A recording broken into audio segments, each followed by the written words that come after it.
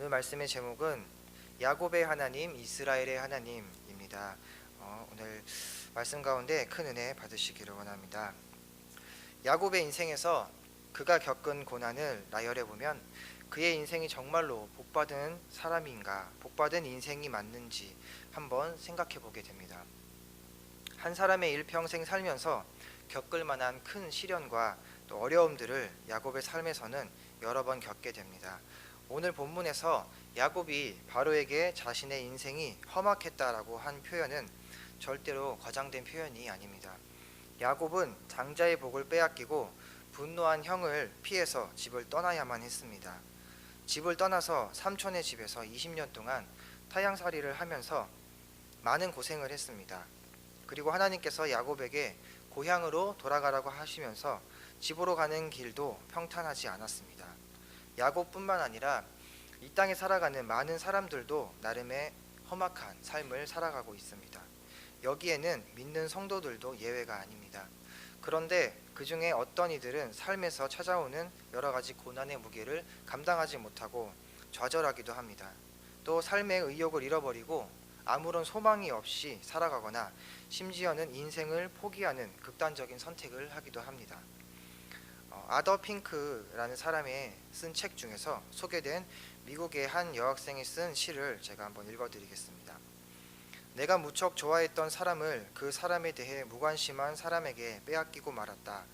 다른 사람의 성공의 그림자에 가려져서 아무도 나를 알아주지 않았다. 잘 있니? 하고 안부 묻는 이가 없었다. 나는 마음속 진심을 털어놓았는데 비웃음이 되어 돌아왔다. 바쁜 인생 속에서 사람들은 나를 돌아봐줄 여유가 없다.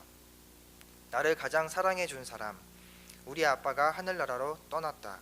인생이 너무나 허무하다. 아픈 인생에서 나는 소망이 없다. 이 시를 쓴 여학생은 이 시를 쓰고 3년 뒤에 자살했다고 합니다. 어린 나이에 험악한 인생의 쓴맛을 본 그녀는 감당할 수 없는 고난의 무게에 완전히 압도되었습니다. 지금 우리가 살아가는 시대에 공감할 수 있으며 또한 발견되는 안타까운 부분들이 이 글에 잘 묘사되어 있습니다. 그런데 이보다도 더 비참하고 끔찍한 사건들을 경험했던 이 야곱은 어떻게 그 인생을 견뎌낼 수 있었을까요?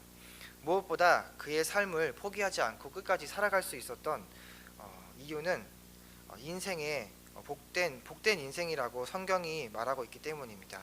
또 왜 그 야곱의 삶을 복된 인생이라고 이야기하는지 오늘 말씀을 통해서 자세히 알아보기를 원합니다.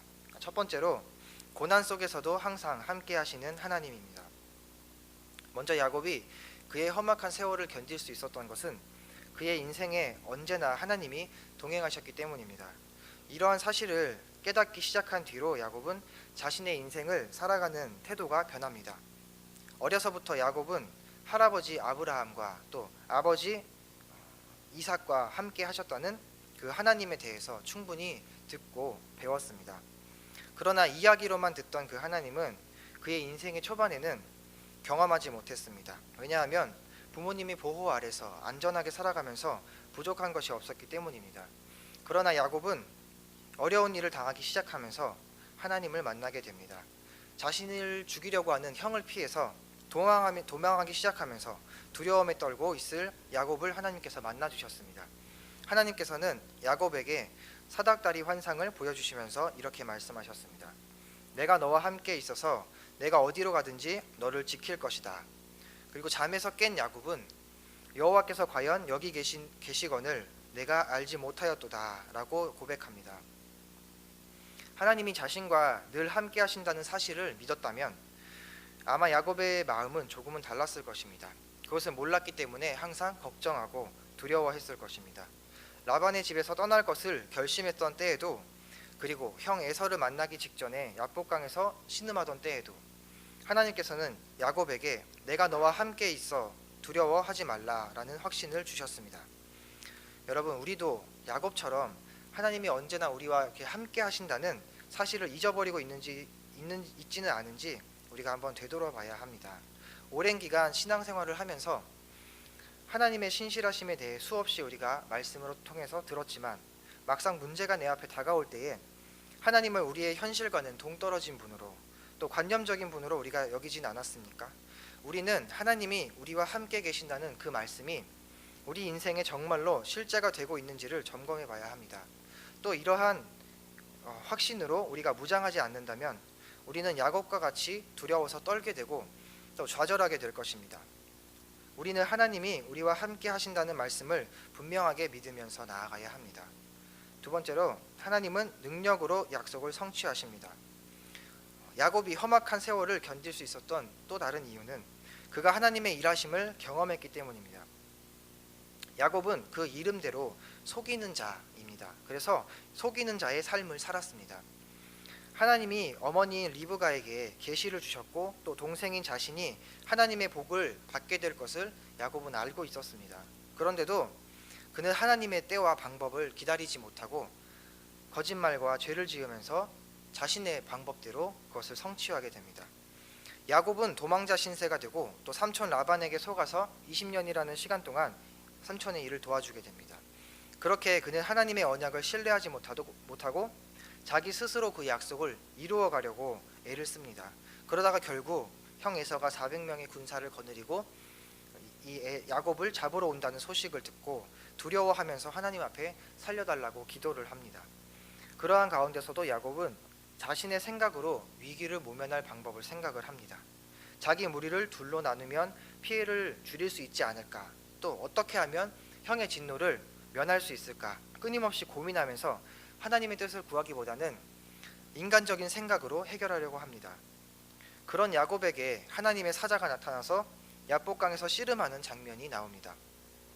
이때에 야곱의 환도뼈가 어긋나면서 이스라엘이라는 새로운 이름을 얻게 되기까지 그의 인생은 여전히 그가 성취해 나가는 인생이며 자신이 싸워나가는 그런 불신앙의 인생이었습니다. 하나님께서 야곱에게 이스라엘이라는 새로운 이름을 주신 것에는 깊은 뜻이 있습니다.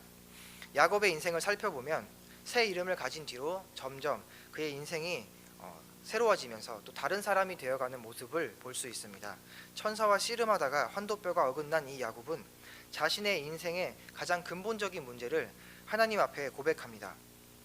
하나님께서 이 사자를 통해서 야곱에게 내 이름이 무엇이냐 했더니 야곱이 저는 야곱입니다. 속이는 자요 뒤꿈치를 붙들고 나온 이답게 내 힘으로 쟁취하는 자입니다. 라는 이 야곱의 고백은 그의 인생이 하나님의 언약을 신뢰하기보다는 자신의 힘과 능력을 신뢰했던 불신앙의 인생이었다는 것을 자신의 입으로 고백한 것이었습니다. 하나님의 사자는 그런 야곱에게 네가 다시는 야곱이라 불리지 않고 이스라엘이라 불릴 것이다 라고 말합니다. 겉으로만 보면 마치 야곱이 하나님을 이긴 것처럼 보이지만 이스라엘이라는 이름의 히브리어 원어를 살펴보면 그렇게 1차원적인 뜻이 아닙니다. 하나님의 언약을 자신의 힘으로 이루어 나가던 인생에서 이제는 하나님이 그의 인생을 인도하시며 또 하나님의 언약을 이루어가기 위해서 하나님이 싸우실 것이라는 선포였습니다. 이제는 야곱의 인생이 자기 자신과 힘의 능력을 의지하는 것이 아니라 하나님의 일하심을 믿는 인생으로 바뀐 것입니다. 창세기 33장 10절에서 야곱이 이렇게 고백합니다. 내가 형님의 얼굴을 배운즉 하나님의 얼굴을 본 것 같사오며. 인생 최대의 위기에서 하나님의 일하심을 경험하고 하나님을 만났다는 그의 고백인 것입니다. 이 사건을 기점으로 야곱은 새로운 인생을 살아가기 시작합니다. 그리고 계속해서 그에게 고난이 찾아왔지만 그 고난들을 통해서 점점 하나님을 만나게 됩니다. 그리고 하나님을 찾게 됩니다. 하나님의 언약과 일하심에서 순종하는 사람으로 바뀌게 된 것입니다. 세 번째로, 하나님의 신실하심을 깨닫는 것이 복입니다. 이후에도 그의 인생에는 여러 번 믿음의 굴곡이 있었지만 결국 하나님의 신실하심 앞에서 항복하는 또한 온전한 믿음의 소유자가 됩니다. 히브리서 11장 21절에 보면 믿음으로 야곱은 죽을 때에 요셉의 각 아들에게 축복하고 그 지팡이 머리에 의지하여 경배하였으며 라고 합니다. 이것은 야곱은 믿음 있는 사람이다 라는 기록입니다. 야곱은 자신의 인생을 통해서 하나님 앞에 온전한 자로 점차 세워졌습니다. 그렇게 하나님의 신실하심을 깨닫게 된 야곱은 많은 자손들에게 자신의 인생을 인도하신 하나님의 이름으로 축복할 수 있었습니다. 그가 죽는 순간에 지팡이 머리에 의지해서 하나님을 경배했다는 것은 그가 하나님의 일하심을 깨달은 삶을 살았다는 것을 보여주는 것입니다. 그는 마지막 순간까지 온 힘을 다해서 하나님을 경배하고 세상을 떠난 믿음의 조상이었습니다. 말씀의 결론을 내려고 합니다. 야곱은 이렇게 험악한 세월을 살았습니다. 야곱은 단순히 내 나이가 130세입니다 라고 하지 않고 내 나그네 길의 세월이 130년입니다 라고 이야기합니다. 나그네의 길, 이것은 야곱의 인생이 이스라엘이라는 인생으로 바뀌는 것이며 또 하나님의 백성으로 세워져가는 여정인 것입니다. 나그네의 길 그리고 이스라엘의 길 인생에는 분명한 목표가 있습니다. 바로 하나님의 나라를 세워가는 것이면서 또한 하나님 나라의 백성으로 세워져가는 것입니다. 우리의 인생은 결코 혼자서 사는 인생이 아닙니다. 우리의 힘으로 개척해 나가는 인생도 아닙니다. 언제나 하나님께서 우리의 인생에 함께 하시고 또 그분의 열심으로 또 그분의 약속을 이루어 가십니다. 사랑하는 성도 여러분, 그런 인생이 참으로 복된 인생입니다. 당장 넘어지고 망할 것 같습니까? 결코 그렇지 않습니다. 하나님은 지금도 약속의 백성 그리고 영적인 이스라엘인 우리들의 인생을 이끌어가고 계십니다. 하나님께 우리의 모든 소망을 두는 새로운 인생 그리고 이스라엘의 인생을 사는 저와 여러분 되시기를 축복합니다. 함께 찬양 한 곡 하고 기도로 마치겠습니다.